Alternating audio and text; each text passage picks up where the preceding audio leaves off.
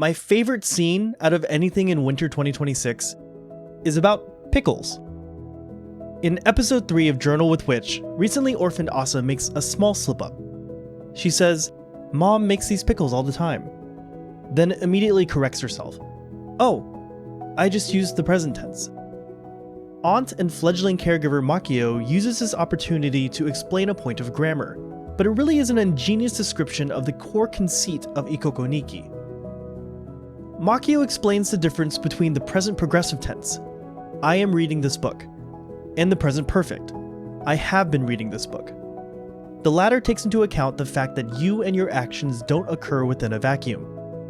Past you chose to start reading, present you is making your way through, and one day in the future, you will no longer be reading that book.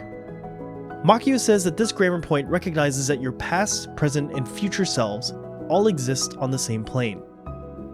Journal with Which reflects this understanding through its anachronistic structure.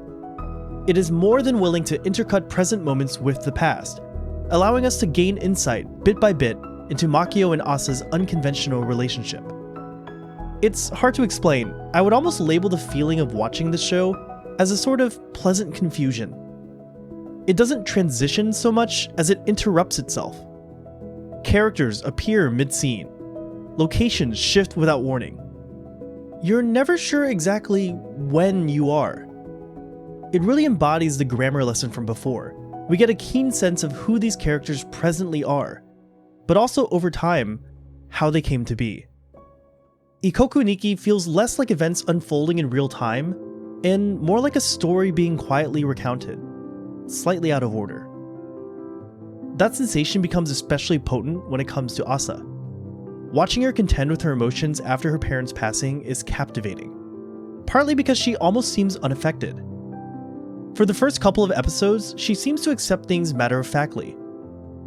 But just as stoically, she begins to reveal bits and pieces of her past home life that show there might be more than meets the eye. Have you ever been talking with someone where you mention an off-the-cuff remark that you think is so normal, but rocks your world when people do things completely differently? Like wetting the toothbrush before or after applying toothpaste, whether or not to add the milk or cereal to the bowl first, or discovering that not everyone has an internal voice in their heads. It is through encountering Makio that Assa is given a reality check on what adults can be. She is blown away at how seemingly un-adult-like her newfound aunt can come across.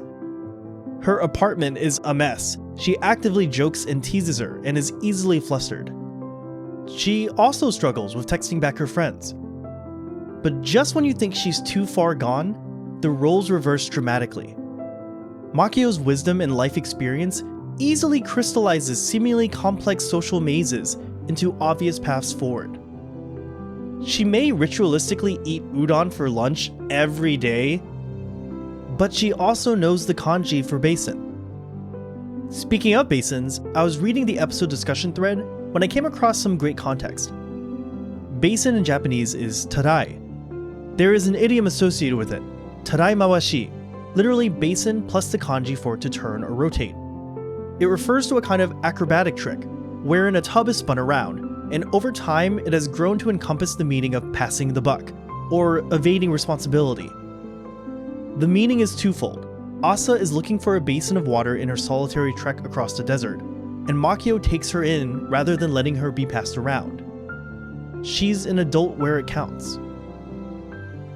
Also, another quick language note, I really dislike the translation here. I'm not a linguistic expert, nor do I really know Japanese, so I apologize if I'm stepping out of bounds. But Assa's determined exclamation here is not simply, "I'm coming." She specifically says, "Kaeru." I'm coming home. But rather than a story where Assa is uplifted by a kind and nurturing parent, we see that Makio herself has her own baggage and room to grow. To return to the grammar point, Assa points out that Makio always speaks about her sister in the past tense, to which Makio corrects her. She speaks about her in the past perfect.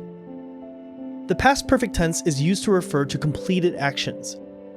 For Makio, her connection with her sister has been so severed that there is no ongoing relationship. She has read that book. But as the show progresses, we can see cracks in Makio's characterization. she is simultaneously plagued by her sister's sharp words that instantly snap her back in time, while also discovering leftover artifacts incongruent with the static image she has in her head. She literally tells Assa that there is no need to force an end to that process, and I think by watching Makio's confusion, we can see why doing so is problematic. What results is a sweet symbiotic relationship. Makio reveals new frameworks of what adulthood can be.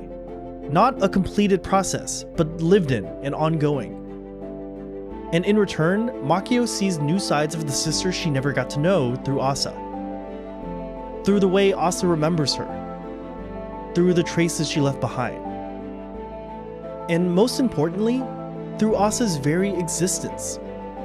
The kind of person her sister must have been to raise someone like her. Thanks for watching! Journal with a Witch has been such a great watch, and it's legitimately the highlight of my week. You know, much like what Assa probably thinks, I used to think one day I would wake up and become an adult. I think it's a universal feeling that you wait for the day everything clicks into place and you finally figure everything out, only to eventually realize that that day will never come. At your core, you're still your 16-year-old self. But I think after that initial shock and disappointment, you also realize how far you've come. Makio is kind of awkward and eccentric, yes. But when she is faced with responsibilities that must be accomplished, like setting up Assa's future education, dealing with the aftermath of what her sister left behind, and providing a nurturing environment for Assa to thrive, she does not moan or whine. Being an adult is getting shit done, even if it's uncomfortable. It's nice to have that reminder. If you liked the video, please click the like button and subscribe for more content. If you'd like to support me further, you can donate to my Patreon. Special thanks to Talon Boygirl, Anime Sutaku, Rachu, Infinite Zyke, Matt Whisperer, Vengeful Panda, Joseph N. Pena, Lawfishies, and William Kung for their support. And of course, if anything I said was wrong, I'm sorry. I must have stuttered.